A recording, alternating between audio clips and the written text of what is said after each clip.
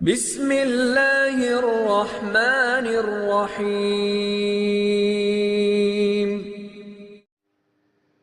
کوئٹہ سے بھائی عبد القدوس صاحب نے سوال پوچھا ہے۔ لکھتے ہیں مفتی صاحب، عید الاضحیٰ آنے والی ہے، پھر گزشتہ سالوں کی طرح ایک بحث اوجڑی کے حوالے سے چھڑنے والی ہے کہ اوجڑی حلال ہے یا حرام۔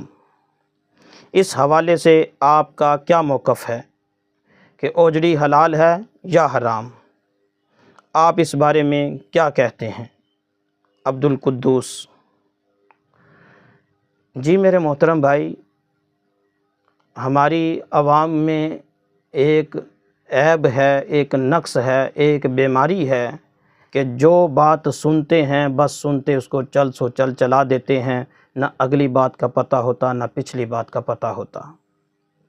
میرے محترم بھائیو، حلال اور حرام کا جو تعلق ہے وہ شریعت کی خبر دینے سے ہے، شریعت کے بتلانے سے ہے، ہماری عقل سے اس کا تعلق نہیں ہے۔ شریعت نے جس کام کو کہہ دیا کہ یہ حلال ہے تو وہ حلال ہے، شریعت نے جس سے منع کر دیا تو وہ ممنوع ہے۔ ہمارا کام شریعت کی پاسداری کرتے ہوئے اس پر شریعت کے بتائے ہوئے طریقے پر چلنا ہے، نہ کہ اپنی عقل استعمال کرنا۔ شریعت میں بہت ساری باتیں ایسی ہیں جو شریعت نے جس طرح بتائی ہیں وہ سمجھ میں نہیں آتی، عقل میں نہیں آتی، لیکن ہمیں ماننی پڑیں گی۔ میں ایک دو مثالیں دے دیتا ہوں کہ کنویں میں اگر کوئی جانور گر کر مر جائے تو اس میں شریعت نے مخصوص ڈول بتلائے ہیں جانور کے سائز کے اعتبار سے کہ اتنا بڑا جانور مرے تو اتنے ڈول نکالنے ہیں، کہیں 20 سے 30 بتلایا ہے، کہیں 40 سے 60 بتلایا ہے، کہیں اس سے کم زیادہ بتلائے ہیں۔ عقل یہ کہتی ہے کہ ڈول نکالنے سے پہلے جو پانی اس میں ناپاک تھا، ڈول نکالنے کے بعد جو پانی بچا ہے وہ پہلے پانی کا حصہ ہے۔ اگر پہلا پانی ناپاک تھا تو یہ بھی ناپاک ہوا، اگر پہلا ناپاک نہ تھا تو پھر ڈول نکالنا پھر لغو ہوا۔ لیکن شریعت نے کہہ دیا کہ یہ ڈول نکالنا ضروری ہے، مخصوص تعداد بتلا دی کہ اتنے ڈول آپ نے نکالنے ہیں، اس کے بعد جو بچا ہوا پانی ہے وہ پاک ہے۔ ہم نے شریعت کا حکم مانا اور ایسے ہی حکم دیا، ایسے ہی حکم سمجھا، اسی پر ہم نے عمل کیا کہ شریعت کے بتائے ہوئے طریقوں کے مطابق ہم نے مخصوص ڈول نکال دیے، باقی پانی کو ہم نے پاک سمجھا۔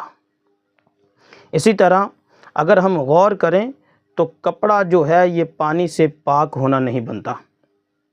مثال کے طور پر یہ رومال ہے، اس رومال پر اگر یہاں ناپاکی لگی ہوئی ہے تو اس کو دھونے کے لیے جیسے ہم پانی ڈالیں گے تو جو پانی سب سے پہلے اس ناپاکی کے ساتھ جا کر ملے گا یہ پانی خود ناپاک ہو جائے گا۔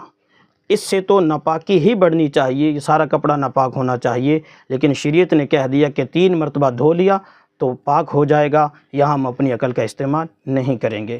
اس طرح اس کے علاوہ اور بہت ساری جگہ ایسی ہیں جہاں عقل اور سمجھ میں بات نہیں آتی، لیکن شریعت کا حکم ہے، ہم اس کی پاسداری کریں گے، اس کو مانیں گے۔ بالکل اسی طرح حلال جانور کے حرام اجزاء کے بارے میں شریعت نے بتا دیا ہے کہ حلال جانور کے 7 اجزاء حرام ہیں۔ ان 7 اجزاء میں اوجڑی نہیں ہے۔ میں 7 اجزاء بھی عرض کرتا ہوں۔ بے شک اوجڑی میں غلاظت ہوتی ہے، جو مرضی ہوتا ہے، اس کے باوجود جب شریعت نے اس کو حرام نہیں قرار دیا تو ہم کون ہوتے ہیں اس کو حرام کہنے والے؟ جو بندہ آپ سے اس کو یہ کہے کہ اوجڑی حرام ہے، اس سے آپ دلیل طلب کریں کہ اللہ کے رسول صلی اللہ علیہ وسلم نے کہیں بتلایا ہے کہ اوجڑی کھانا حرام ہے، اس کا کھانا جائز نہیں ہے؟ کہیں بتایا ہے؟ کہاں بتایا؟ یہ حدیث کہاں پہ ہے؟ کس کتاب میں ہے؟ یہ بتا دیں۔ جبکہ اللہ کے رسول صلی اللہ علیہ وسلم نے حلال جانور کے 7 اجزاء کو حرام قرار دیا۔ اہل علم حضرات جانتے ہیں، یہ حدیث کئی کتابوں میں موجود ہے، جن میں 7 اجزاء میں سے میں 7 اجزاء بھی گنوا دیتا ہوں کہ بہتا ہوا خون ہے، مذکر کی پیشاب گاہ ہے، مؤنث کی پیشاب گاہ ہے، خصیتین ہے، مثانہ ہے، پتا ہے اور غدود ہے۔ یہ 7 اجزاء ایسے ہیں جس کو اللہ کے رسول صلی اللہ علیہ وسلم نے کھانے سے منع فرمایا، یہ ناجائز ہیں۔ اس کے علاوہ اگر اوجڑی حرام ہے، اللہ کے رسول نے منع کیا ہے یا کسی فقہ کی کتاب میں لکھا ہے تو ہمیں بتا دیں بھئی کہاں لکھا، ہم بھی دیکھ لیں گے، پھر لوگوں کو بتانا شروع ہو جائیں گے۔ لیکن انشاءاللہ یہ قیامت کی صبح تک یہ روایت لا کر نہیں دکھا سکتے، جعلی بات ہے، ایسے من گھڑت بات ہے، اس بات کا کوئی اعتبار نہیں ہے۔ میں نے عرض کر دیا کہ حلال جانور کے 7 اجزاء حرام ہیں، وہی حرام ہیں، ان میں سے کوئی 8واں نہیں ہے۔